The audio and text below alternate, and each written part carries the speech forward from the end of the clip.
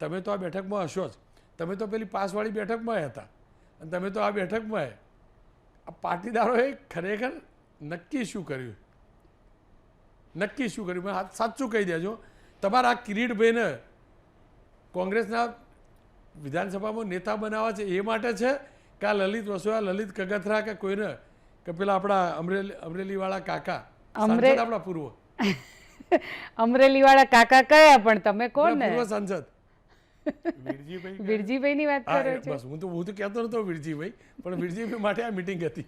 ખરેખર છે શું?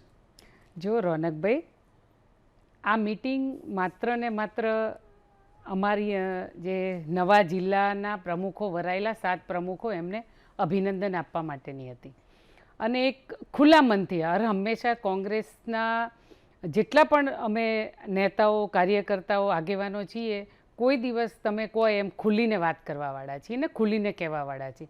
એટલે હું તમારાથી નહીં છુપાવું. ચોક્કસ આ મિટિંગ એના માટે પણ હતી અને આ મિટિંગ ચોક્કસ એક રજૂઆત માટે પણ હતી